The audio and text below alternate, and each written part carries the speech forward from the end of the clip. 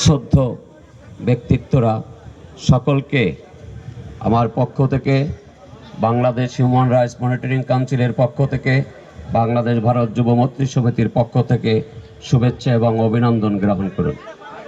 প্রিয় ভাইয়েরা, দীর্ঘক্ষণ মা বোনেরা বসে আছেন, তাদের সন্তানকে কোলে নিয়ে বসে আছেন একটি কারণ, আপনার ঘরকে, আপনার সন্তানকে সুরক্ষা দেওয়ার জন্য।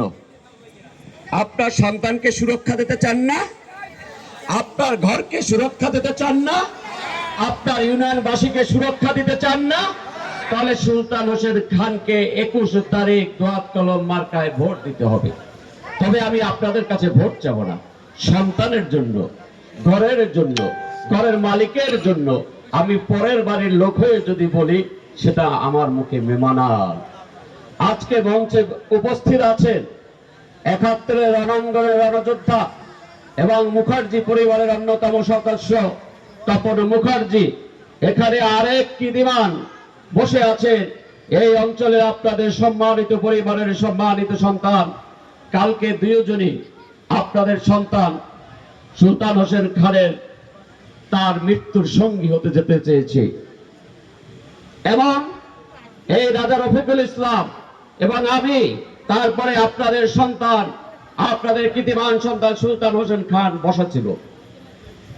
একজন নিরস্ত্র মানুষের উপর সশস্ত্র হামলা, সশস্ত্র যুদ্ধ, এটা স্বাধীন সার্বভৌম বাংলাদেশে মানায়?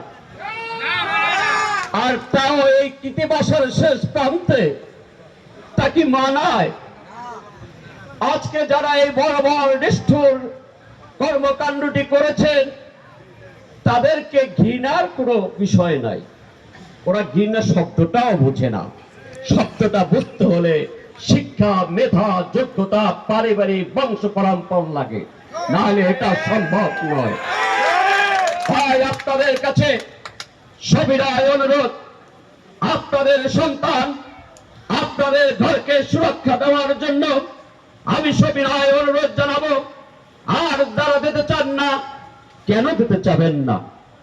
সুলতান হোসেন খান বিশিষ্ট সমাজসেবক বলে, সমাজ সচেতন বলে, সচেতন রাজনীতিবিদ বলে, শিক্ষা প্রতিষ্ঠান করে বলে, এদেশের অসহায় মেহনতি মানুষের বলিষ্ঠ কণ্ঠস্বর বলে, অসহায় এবং অনেক খেটে খাওয়া মানুষের কষ্ট লাঘব করার জন্য তার সাধ্য মতো আপনাদেরকে সহযোগিতা করে বলে আপনার সন্তান দেশি বিদেশি আন্তর্জাতিক বহু সামাজিক ও ব্যবসায়িক সংগঠনের নেতৃত্বকারী দানকারী বলে, সাবেক উপজেলা চেয়ারম্যান বলে,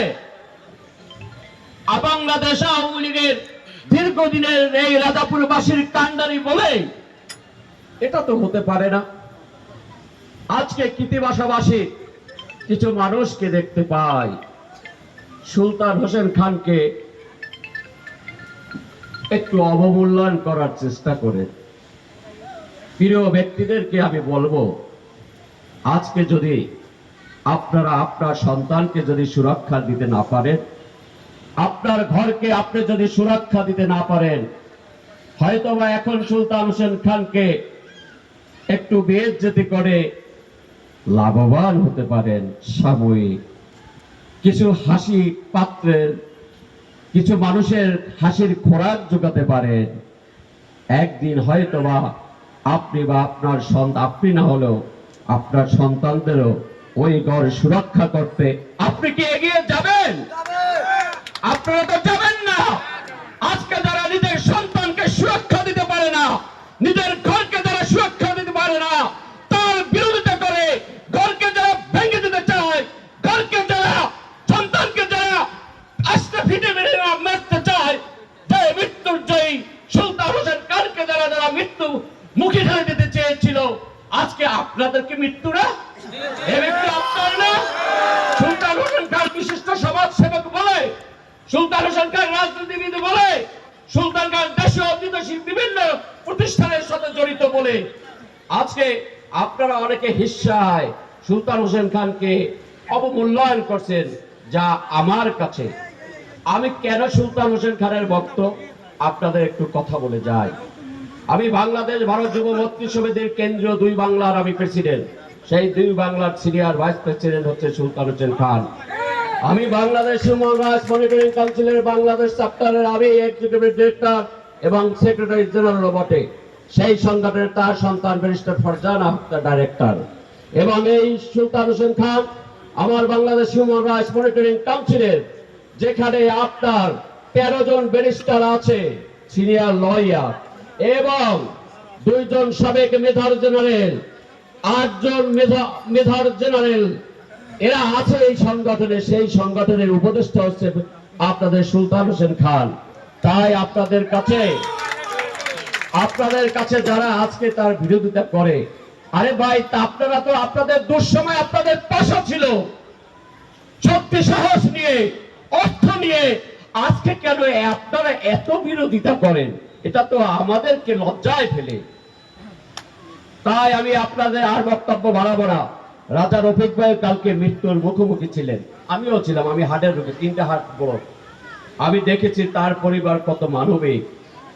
আমি যখন হাসপাতাল মৃত্যুর শয্যায়, পরের দিন তার বোন এবং সুলতান ভাই তারা যাবেন ভারতে, ঠিকই খবর পেলেন আমি অসুস্থ। রাত 10টা থেকে আপনারা জানবেন না, আমার ওয়াইফ বলেছে, আমার পরিবার বলেছে 3টা পর্যন্ত সেই হাসপাতালে ছিল। সেই হাসপাতালে তার কন্দন লোক, আমি তাদের তো আত্মীয় স্বজন রক্তের কেউ না। আপনার সেই হাসপাতালের মানুষ একটা হত বিহ্বঙ্গ হয়ে গেছে। তো এই লোকটা তো তার কোনো আত্মীয় হয় না, তার কেন এত কান্নাকাটি? আপনারা জানেন না, আমার যেন জীবন ফিরে পাই, আল্লাহর কাছে তারা বলেছিল, আল্লাহ মনির ভাইকে জীবনটা ফিরিয়ে দেয়। তার বোন বলেছিল, তার জন্য তারা খাসি মানত করেছিলেন এবং সেই খাসিটা জবাই দিয়ে গরিবদের আমরা লুটিয়ে দিয়েছি। আমার জন্য করেছে। এভাবে তো আপনাদের অনেক কত সন্তানদের জন্য করেছে, কত পরিবারের জন্য করেছে, কত শিক্ষার জন্য করেছে। আজকে সেই লোকটিকে আপনারা অপমান করবেন, এটা বড় বেমানান। আমি আপনাদের কাছে সবিনয় অনুরোধ, আমার এক ভাই বলেছে বলিষ্ঠ বক্তব্য দেবেন, বক্তব্য তো আসে না। কালকে তো আপনার সন্তানের সাথে আমরা ওই রাজা রফিক, আমি মৃত্যুর পদযাত্রী ছিলাম। কি অপরাধ আমাদের ভাই! আপনার অধিকার ফিরিয়ে দিতে আসছে বলে আপনাদের ভোট এর অধিকার সুলতান হোসেন খান নির্বাচন করে বলে আপনাদের ভোট দেওয়ার একটু হয়েছে। আপনার ভোট দিতে লাগতো না, আপনাদের এই সমাবেশ প্রয়োজন হতো না। তাই আমি শেষবার আপনাদেরকে বলতে চাই, সুলতান হোসেন খানের মধ্যে আমি যে জিনিসটা দেখতে পাই, সেই জিনিসটা আমি বলে আমার বক্তব্য শেষ করব। সুলতান হোসেন খানের মধ্যে সত্য জ্ঞান দেখতে পাই, সুলতান খানের মধ্যে প্রজ্ঞা দেখতে পাই, সুলতান খানের মধ্যে সততা দেখতে পাই, সুলতান হোসেন খানের মধ্যে উন্নত মানসিকতা দেখতে পাই। সুলতান হোসেন খানের মধ্যে আরেকটি জিনিস আছে, উন্নত মানসিকতা এবং অকুতভয় সংগ্রামী স্পিড আছে বলেই বিরোধিতা করে অনেকে। এই বিরোধিতা টুপে দেখবে না। আজকে নাকি তারা মামলাও করেছে আমাদের বিরুদ্ধে, এই মামলার পরোয়া করি না। তাই আপনাদেরকে 21 তারিখ মার্কায় ভোট দেওয়ার সবিনয় অনুরোধ জানিয়ে আপনার ঘরকে, আপনার সন্তানকে সুরক্ষা দেওয়ার আবেদন জানিয়ে আমি আমার বক্তব্য শেষ করছি। আসসালামু আলাইকুম।